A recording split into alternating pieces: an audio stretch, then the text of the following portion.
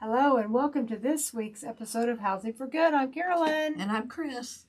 All right, Chris, we talked yesterday. We did?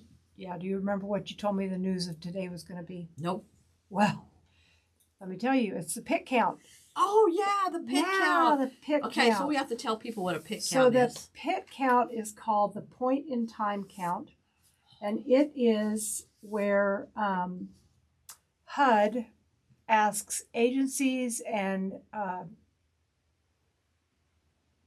agencies. So it can be your police department, it can be volunteers, it can be groups like us, and they want you to count all of the homeless people in your community or in your county, in your area. It's on January 29, but it's for January 28. So you ask people on January 29, where did you sleep last night? Yeah. And this is how HUD decides where to send money out to. Mm-hmm. The problem is the homeless situation is not a one-night thing. Right. And for us, it makes it really hard to find people because they're not necessarily camping on the street or sleeping in the park. Yeah, and so if you know of somebody out there, and this is nationally, this isn't just in Kansas, this is a national count. Yeah. So if you know somebody, try to get them connected up there, because the more people that we can count, the more funding that there will be available for that community. So we want to make sure we're accurate.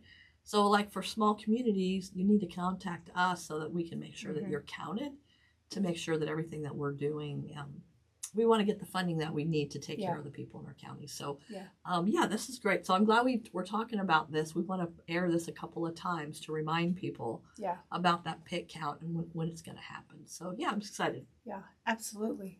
Okay. So we are joined today by Rod Huxman from Kansas Title. Kansas Secured Title. Kansas Secured Title. Yeah, get that right. Okay. So Rod.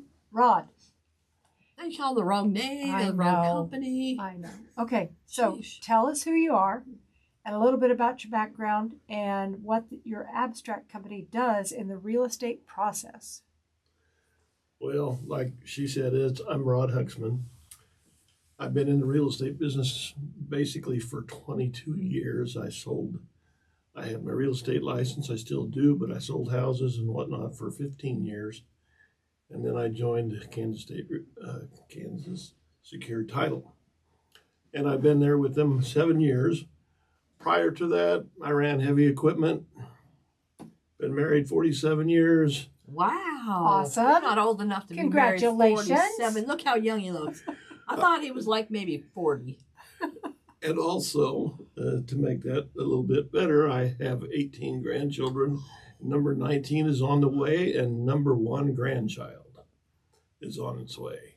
So, yes. What? How can you have what? Does that add up to you? 18 grandchildren and number 1 is on the way? How many kids do you have? I have 4 children. Okay. Wow, they were busy. So it's all a matter of multiplication. I guess. So all of a sudden you go from a husband, wife, and then you have your kids. And then about the time that the kids grow up and move out and you think you're done, then they start having kids of their own. So this is your first grandchild. My first grandchild will be in January. My 19th, or first great-grandchild will be in May, or in January, and in May will be my 19th grand.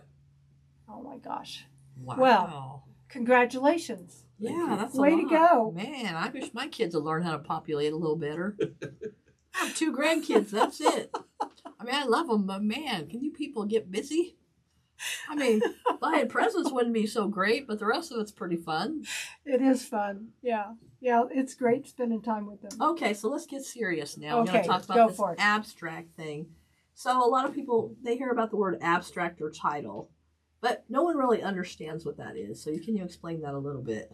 Well, abstract now these days is a kind of a thing of the past. I'm not sure when they started, but several years ago, they went to just doing the deeds and title work.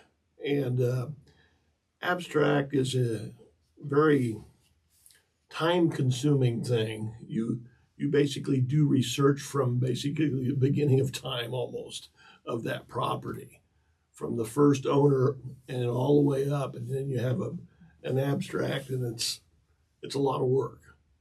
Now the process is you do the research, you go back. Sometimes it depends on what it is. You go back and you pull up and you look for what there could be problems, a deed that was made out wrong or whatever, and then basically you do that. You correct those things. You make sure it's clean title. Once you sell that property, that's our job, is to find that, and then we insure it. Basically, they have an insurance policy on that title from that point on, then that it will be clean, clear, and won't have any issues. That's kind of the difference. Abstract, time-consuming, title work is a little bit. I mean, you can do that in a matter of a couple hours or less, compared to. So I have an abstract for the very first house that I bought. It's this big old blue thing. It has all the titles in it. It's pretty cool, actually. I saved it. I don't know what I'm going to do with it, but it's super cool. And then in the 1980s, I'm not trying to tell you how old I was, but I was very young in this time period. I just want to say that. And myself and two other people, we did all the deeds research for the entire county for the reappraisal process. And that's kind of how I started into this real estate appraisal thing, was starting out doing all of that research from the beginning to make sure, because some of the communities in McPherson County were like, I won't name names, but some of them were, say, 10 steps from the rock or over by the river. And you're like, what? Who measures this way? Well, I'll give you a clue. They're in the northern half of McPherson County. So if you're from here, you know exactly where I'm talking about.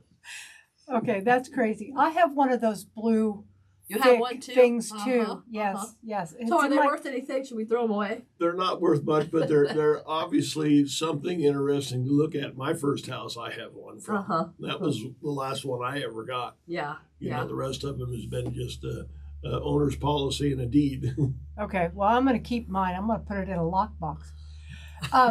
So, Rod, what are some of the most common issues that you see come up during title searches? Well, basically, a lot of times when you go in there, you may have a seller that has passed, and so therefore you have to, and a death certificate isn't recorded, so you'll have to.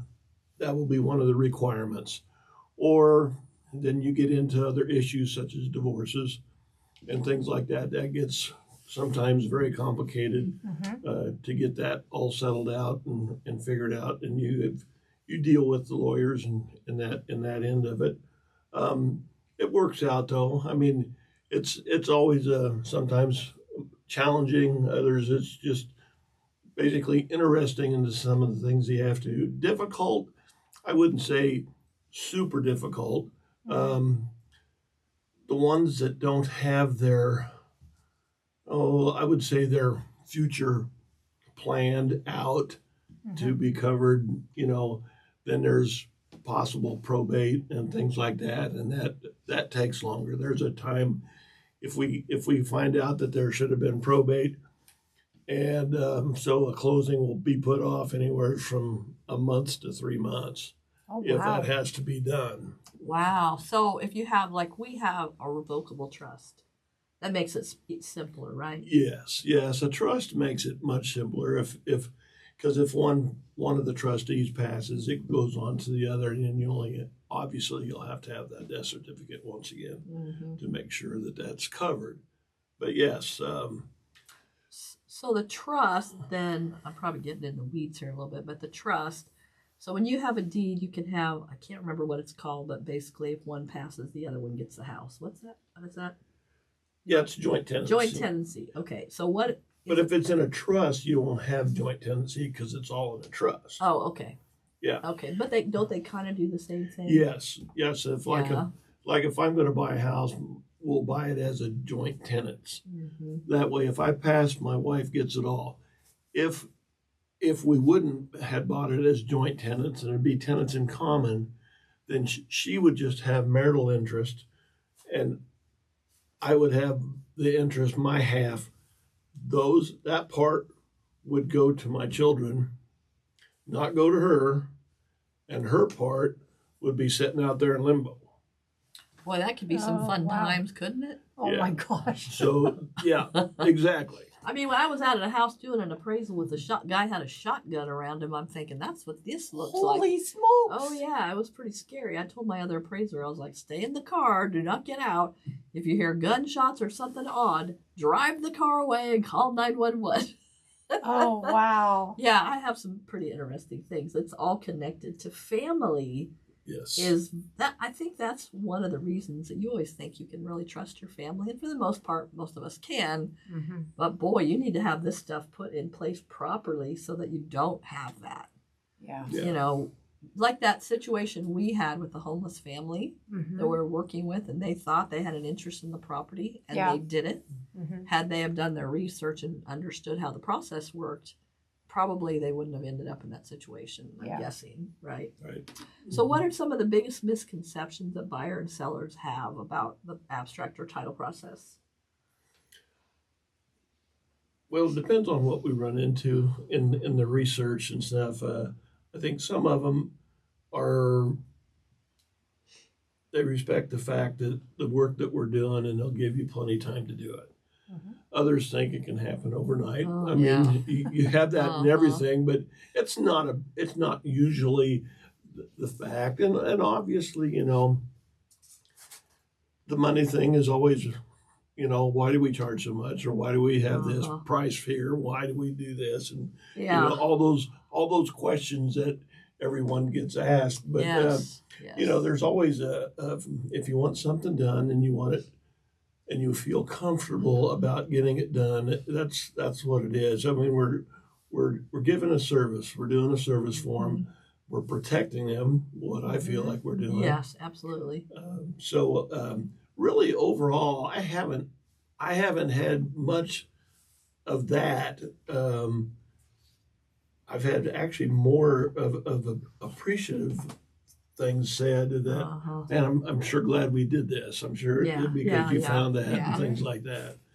But yeah, and if the families have their things together, and it usually goes Yeah. very smooth. So I mean, it's just there's, I would say, in the big bucket of everything, maybe a handful of those difficult times. Yeah. So overall, yeah, it's. Do you ever get a deal where they'll say, well, I don't need all that stuff you do. Can you just do a little bit less and then charge me less? I get that a lot. They just want me to write a letter saying it's worth that. I was like, I still have to build a file and do all the stuff. I can't write you a letter and charge you $100. Yeah. You ever get that? Does that ever happen? I mean, it's whether, well, we don't need the title policy. Well, if we're going to do the research, it's not that much more to have a policy. Wouldn't you want to be protected? Right. Yeah. I mean, that's how we'd come back at that. Yeah. So you work closely with the real estate transactions across the county. What trends are you seeing right now in our local housing market? well, really I would say from COVID on, it's been a gradual decrease in the price. Not a lot, but just a little bit. It got down to where probably the norm was, and I'd say staying right there. We still have a lack of homes. There's not that many out there to sell, No, there isn't. and they go fast. Usually when they're put on the market, they go fast. So those are the things, right? Really, and reasons for that. Basically, right now, over the last 2 years, is interest rate. That's helped that trend. The slowing down, but it's picked up. I mean, there's definitely a pickup. I mean, once again, the interest rate is dropping again. Yay. We heard that. So Mhm. yes, I mean, and we've seen some rates in the mid fives now. So that's that's a lot better than what it was. Yeah, that's still not. I think my first house was 13% interest. When I hear this, I'm like, please be quiet. Yes, no, 13% in my first house. That was a lot. And it was not an expensive home, trust me. Yeah. but it still added up. It does add up. So, are there any particular challenges where it makes it a little more difficult to work in rural areas or small communities, or is it pretty much the same whether I'm in Wichita or say Galva or rural property out in the country? Is it all the same, or is there a lot more? Is there tricky stuff that you have to deal with? Well, in the rural, obviously you're out there and your legals are a little bit more difficult at times, and of course in McPherson County you have the rules on how many acres can be sold, unless it's an existing building site or things like that. So, and we run into some of those, and then you find out that isn't approved, so they have to find out what do we have to do to get that taken care of, either more acres or do an application to see if everything would work out with the county commission and so on and so forth. So I know that at one point you had to have 40 acres, and then what people were doing was they'd give their kids 40 acres. Their kids would put a house on it, and then the kids would keep 5 and then deed the rest back to the parents. I know of a lot of those situations, but now the county makes it so that if you do a survey, it has to be filed with the county, with the what is that? My brain just fogged out. Register of deeds. That's what I'm trying to say. The register of deed. You have to file that now. So that's really interesting because I mean the way people used to kind of do stuff. It has to be approved also by planning and zoning. Right.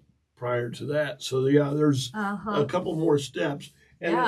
And when you do that division, and we see that if it's not, we see that they're selling this portion, we can't close until those steps have all taken place.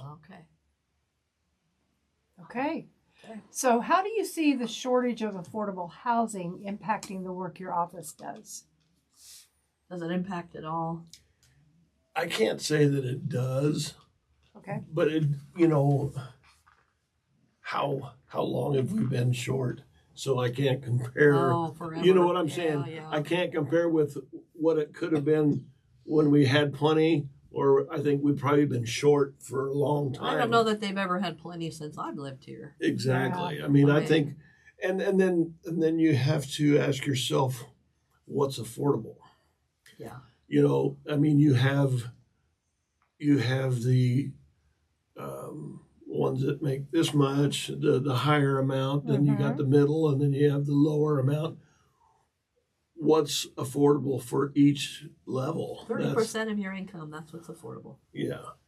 And I think yes, if you're going to go with that percentage, definitely it is, I would say, very, very low and short for the lower amount, because I mean, you can't. It's tough. It's tough to find a house. So, are you seeing that first-time home buyers are now having to go through more hoops than they used to be, or is it pretty much the same since you've been there? Well, since I've been there, it's probably pretty well the same. When I first started real estate, it was much easier to get a house that was cheaper, and unfortunately, when we saw that. In 2 to 3 years, those houses were being resold. Yeah. Because they couldn't afford it, but it was a lot easier to get a loan back then. Now it's much more difficult. The application fact and everything is a little more stringent, tougher. Yeah. Huh. Okay. Okay, so your business touches almost every real estate deal. How do you view the role of abstract companies in supporting community growth? Oh, he's got a look on his face.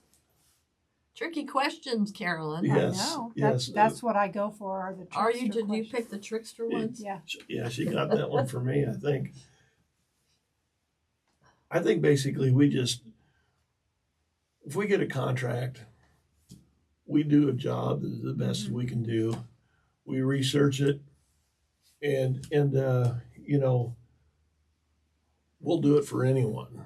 I mean, we're not going to say, okay, we'll just do it for this person or this person. Uh-huh. Anyone that moves in, Yeah. anyone, we'll do it for anyone.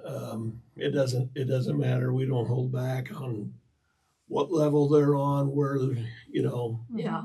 So yeah, I think that, you know, we'll help anybody out that's willing to ask us. Okay. So here, our next question is: what does collaboration between organizations like McPherson Housing Coalition look like? Is that do you specifically collaborate with different groups, or mainly you're just in the line with the real estate businesses like the realtors and the appraisers and all of that? Yeah, that's pretty well all we, you know, we're with the lenders, realtors is big, you know. Yeah. I mean, that's who we deal with Mm-hmm. 99% of the time. Well, I know they've helped us close a couple loans. We own some property. We don't own a lot, but we own property. Yeah. Yeah, Yep. with the Habitat for Humanity. Uh-huh. Yeah, that's very. We enjoy working with them and the people that we work with in there too. It's always been a good experience. Let's put it that way. So you don't enjoy working with the McPherson Housing Coalition? Well, I don't know if I have very little. I got you. Yeah. You can cut that out, Joy, if it's necessary. Giving me a hard time. I am. I've known him forever. You know, somebody asked me, Bonnie Hoffman is a friend of mine. They're like, how did you know Bonnie? I don't know. It's just like I've known her forever. And so, like, I feel like that about you. I'm sure it had something to do with real estate. You sold property, I appraised property, so we must have had that connection. But him and I served on a board once. Me, him, and Charlie Williams served on a board to determine what land was going to be worth in the, was that the K61 quarter or something? Yeah. Well, I don't remember what we did. But anyway, so yeah. So I can give him a hard time is the point of what I'm trying to make today. Okay. So I'm on some cold medicine, so who knows what could come out of. I told her I'd give her an anxiety pill. She doesn't want it. Okay. So without naming names, what is one of the most interesting or unexpected title issues you've seen in your career? And you've been doing this for a minute, so. Well, I don't know if it was actually title issues, but I can say that we had. I don't know if it was that difficult. It might have been. It was a sizable transaction. Let's put it that way. Okay. And it was being sold from the parents' trust, and I would say a son and their sons actually bought almost every bit of those acres. Okay. And the rest of the children, it was interesting that the rest of them they were just always wanting to know, well, what's my share, and that's the most interesting. And it seems like you get caught in the middle of that, that battle. But I would say difficult. I mean, I don't know if they're any super difficult. I would say the biggest word would be interesting. Oh, yeah. You might get frustrated at times, but why they, are asking those kind of questions all the time, because the answer will be given sooner or later, and you'll but yeah, I mean, there are some, I mean, you have that, you have them. I would say, when we find in our research, we find something and that someone had passed, and it wasn't recorded, and it was down the ways away, and then there's a gap in there, and we have to somehow figure out and do some type of affidavit to record that, to fill that gap in. Those are probably the only things that are difficult. We had one just the other day that showed up that two deeds got recorded out of order. Oh, okay. The one in front should have been behind it. Yeah. And it was one of those things we look at and says, okay, but common sense ought to tell you where that one should have been, so it really doesn't matter. It should have been there and here. Right. But we still have to legally record something that straightens it out. Yeah. Right. So, Do you do quick claims very often? yeah, we do. When we bought our house, they had to have a quick claim deed because somebody was buying a contract for deed, Mm-hmm. and then they won something, and so the IRS was after them for money. So that tied up the house. So in Oh order my for us to gosh. get, it was the longest trying to buy a house you could ever imagine. So then they had to give us a quick claim deed saying they had no rights to the house because they didn't. They didn't Yeah. go through with the contract. Anyway, so I remember that was a nightmare. But they finally got it figured out. They found the person, got the quick claim deed, and finally, after however long, it took from like March to June or something to close on the dang house. It's like, do I really want this house? Yeah, or you'll have name issues. Is this person the same person as what that's on the next deed? Mm-hmm. And we'll have to find someone that actually knew that person to sign that affidavit saying, yes, she is the same as this person here. Yeah, all those people that use those fake names. Middle initial, no initial. You know, Uh-huh. middle name, no name. You know, Uh-huh. it's kind of interesting how that is. Uh-huh. Yeah, I have on my passport, I have a middle initial, and the lady at the registered deed, she's like, do you have your middle initial, not your full name? I said, well, that's how it is on my driver's license. Okay. That caused a bit of a thing. So what advice do you have to give clients to help ensure that this is a smooth process for them? Is there anything at all they can do, or do we just count on other people to make sure that everything's done properly? Can they be proactive at all? Well, yeah. I mean, I would say, in the fact if someone is going to sell a place and they know that, let's say a spouse has passed, make sure that a death certificate is recorded. Once it is, then we won't have to ask for it down the road. Yeah. Some of those things. I mean, basically, just for the realtor, have your stuff ready for the realtor. If they come to our office and want a contract, and we've done that a lot, FISBO contracts, Yeah. I help them out. Since I was a realtor, Yeah. I help them fill that contract out. I get as much information as I can on that contract. That's the main thing. If that contract is filled out right, and that is with names, that is with, I'm talking contact information and everything like Mhm. that. That just makes it so much easier for us if we have all that. So that's the biggest thing I would say.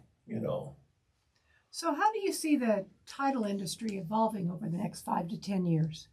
Yeah, is it going to change? The appraisals, we're getting ready to have all new software. Can hardly wait. Well, to be honest with you, I think it has happened already in some other title companies. As of November 1st, we started a new computer system. Oh. And so everything that's come in since November 1st is going into that new system. So since I'm a closer, I'm doing everything that was in right now. I've caught a couple of those new ones, but not completely yet. Yeah. So I'm still working in old system and new system. So basically, the process of the title work, I don't see that changing Okay. super much. Maybe just in the way you do it in your office, Yeah. But Yeah. the actual process of the title work, no. I mean, the insuring and things like that, I haven't heard anything possibly changing. So, okay, this just made me think of something. So I see on TV all the time about people who file a fake deed and then they Mhm. go borrow money. Do you see that happening here? Where somebody's filing a fake deed and then they go borrow money against the house? Does that happen? Look at you, I stumped you. Well, I see that on TV too, and I tell my wife all the time. I say, still at that, it'd still be pretty difficult to do Okay. that. That's good. That makes me feel better. I mean, especially in the small community, you would probably have someone in the courthouse that would see that's not that person, or that Uh-huh. doesn't look right. We haven't seen anything else that's changed in that Uh-huh. area. I would say that that's more apt to happen in the big metro areas. We're talking LA, Chicago, things like that. That could, where people are probably more apt to be um, working to get something for nothing. Yeah, where they don't know each other. Here, everybody knows everybody. Yes, I think we have a lot less chance here. Let's Okay, put it I was that just way. curious. That just popped in my brain because I just saw that commercial. It was funny. I was getting my nails done last week, and the lady. So every time somebody walks in, I say hello to the people that I know. She goes, "Do you know everybody?" And I was like, "No, I don't know everybody, but this is a small town, right? If Bob gets divorced, we know about it. If he's moving or doing whatever, I know." So it's not that it's different for us, which is what I love about it, by the way. Yeah. Okay. So are there innovations or changes you'd like to see in how the title work is done? Really, I could say no, not really. I feel like the way it's been done, even from the time I uh, started real estate, the research and all that, and how they bring out the requirements and let you know what they are, and then of course we as a title company we work on that and get that straightened out. And I really don't. I feel like it's in a good place. So what gives you hope about future housing in our community? Do you ever think about it, or you just at your desk doing your thing? Well, obviously, I think some of the new things that have gone in McPherson, the new housing thing over there in Deer Creek, that is a big deal. Mm-hmm. It's a good deal. It's going over well, um, and I feel like we've worked with them a lot on that, and I think things are going well there. And it is, I would say, for that level, Uh-huh. they are affordable. Yeah. So, and Mountain Ridge has got it going on too. Yeah, we have some things going on. Yeah, Lindsberg. I mean, the housing is really booming from what I can tell. Yeah.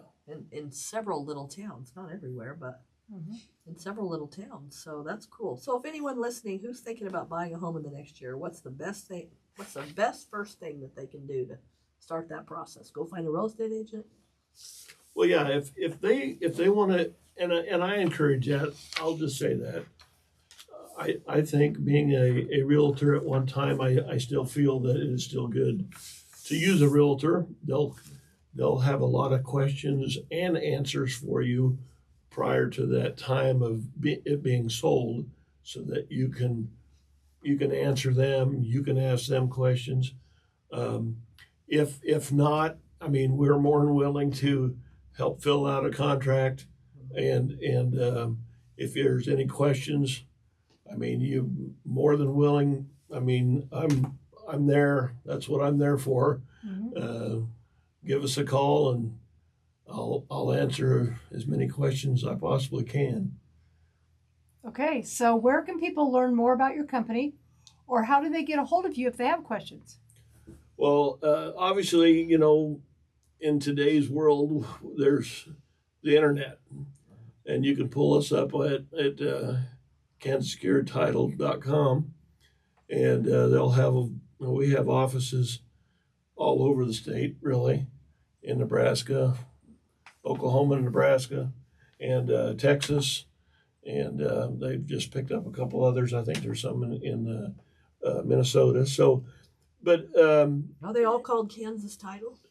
no, but they're all owned by the parent company. Okay. So, but anyway,